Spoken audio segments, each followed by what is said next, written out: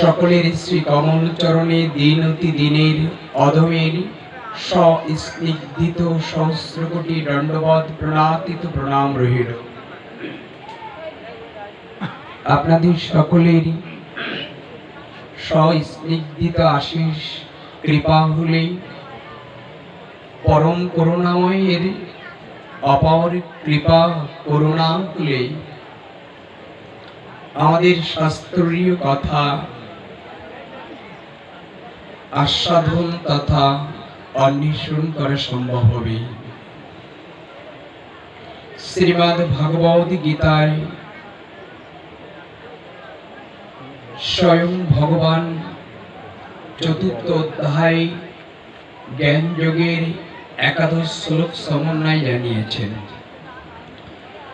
জানিয়েছেন এই অথমং প্রবাদন্তে তাং শাস্তেব্য ভজামহম মম বর্তানুবর্তান্তে মানুষ্যপার্থ সর্বস্ব। স্বয়ং কৃষ্ণচন্দ্র জানালেন যে যেভাবে ভজন করে সে সেইভাবেই ফল লাভ করে। হে পার্থ, যে আমাকে যেভাবে উপাসনা করে তার মনের বাসনা আমি সেইভাবেই পূর্ণ করি। আজ এই পরম যশোর জেলার অন্তর্গত মাইদিয়া গ্রামের বেলপাড়া পূর্ববাগ বেলপাড়া পরম কল্যাণময় গ্রাম প্রাঙ্গণে অষ্টম প্রহর যজ্ঞের অধিবাস কীর্তনের গ্রাম তথা জগতের কল্যাণের জন্য অনুষ্ঠান। তো একটু তো দেবেন, স্বার্থের নিজের না জগতের?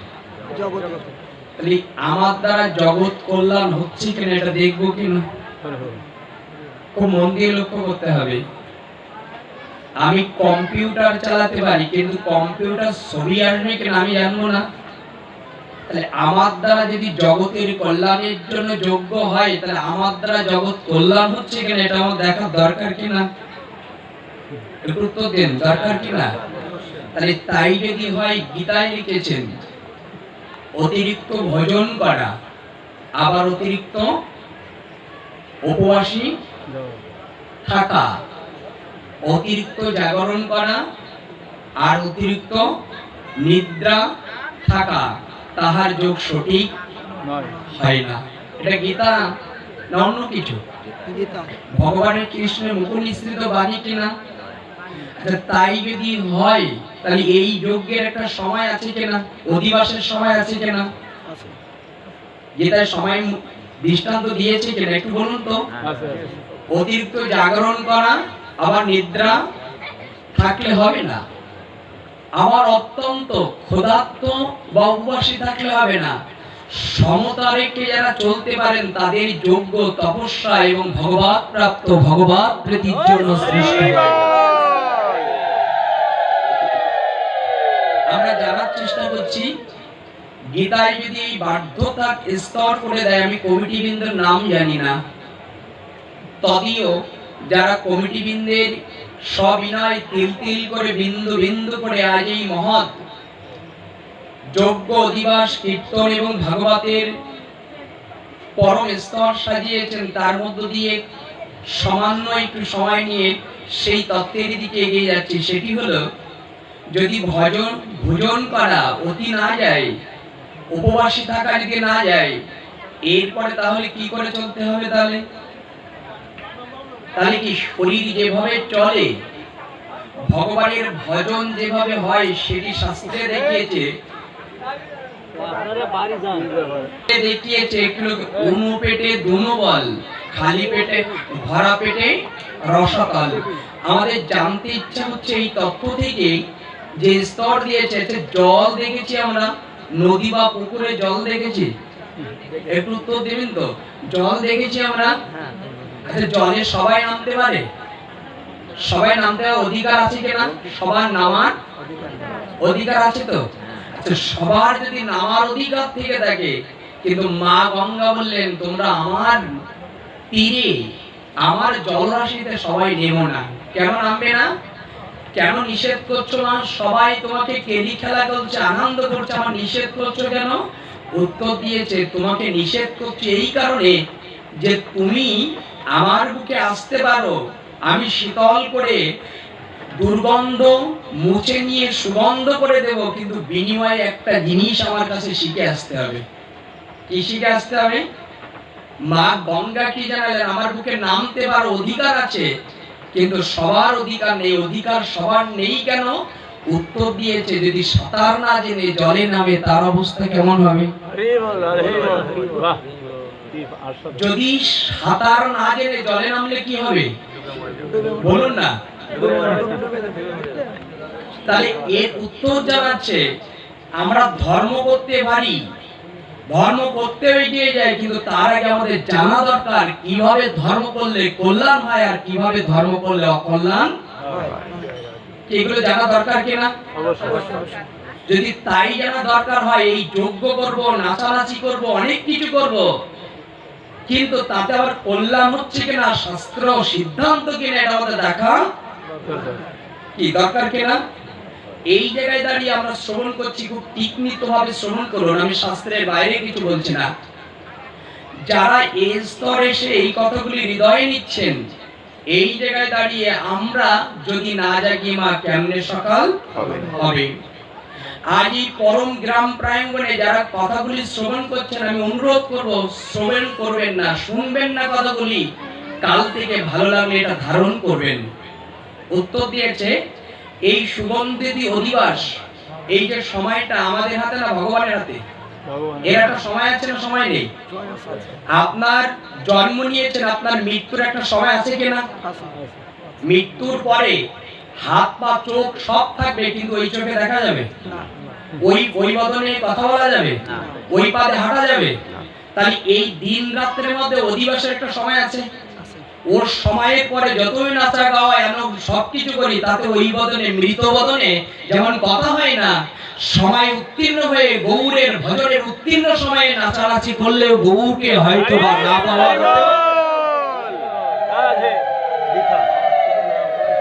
সাবধান থাকবেন, আমাদের সনাতন ধর্ম একটা দিকে নষ্ট হচ্ছে, তার কারণ হলো আমরা সময়ের মূল্য।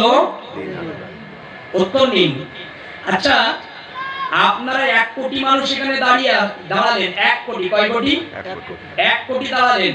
পৃথিবীর সব প্রেসিডেন্ট এখানে দাঁড়িয়ে গেল, সব প্রেসিডেন্ট এলো, 1 কোটি মানুষ এলো। সবাই মিলে যদি বলা হয় সূর্য 2 ঘন্টা পরে ওঠো, আমার মূল প্রেসিডেন্ট আসেনি, শুনবে না? শুনবে? তাহলে গাও পাঠো তুমি কি ভক্ত লোক দেখানোর জন্য না ভগবানের গুণকীর্তন শোনানোর জন্য?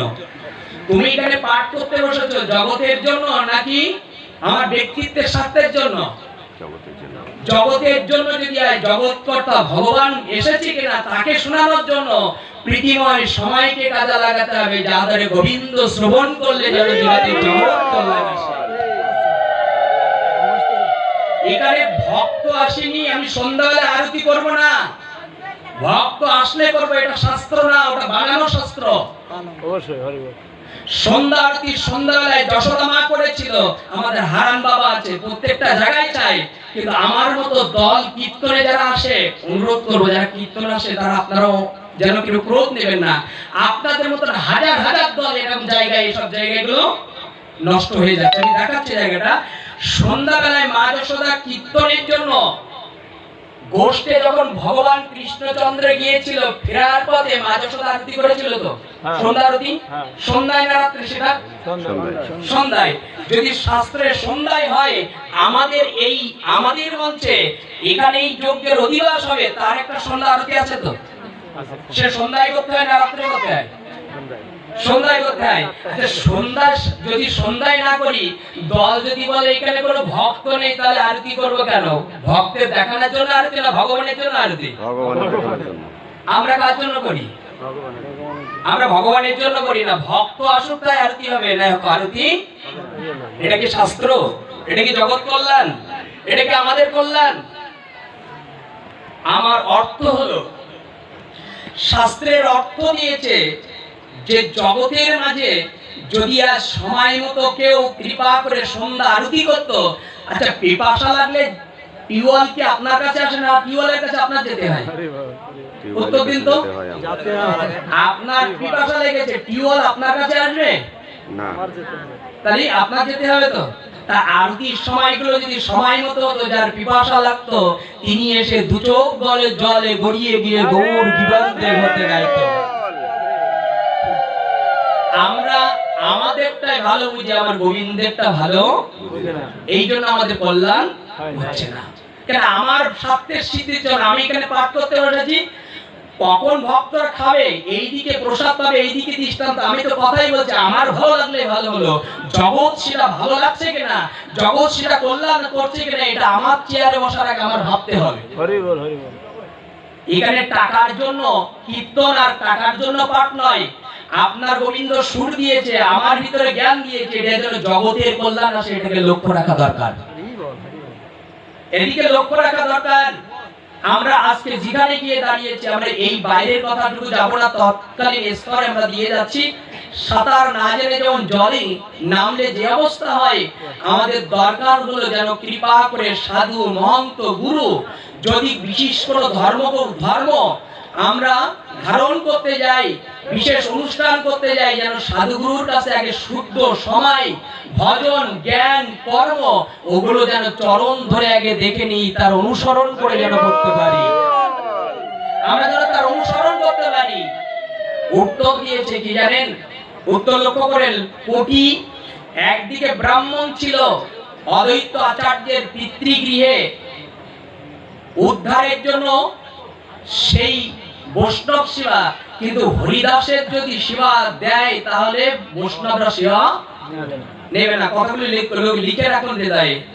বৈষ্ণবে হরিদাসকে যদি সেবা দেয় তাহলে লক্ষ কোটি হয়তো ব্রাহ্মণ সেবা নেবে না।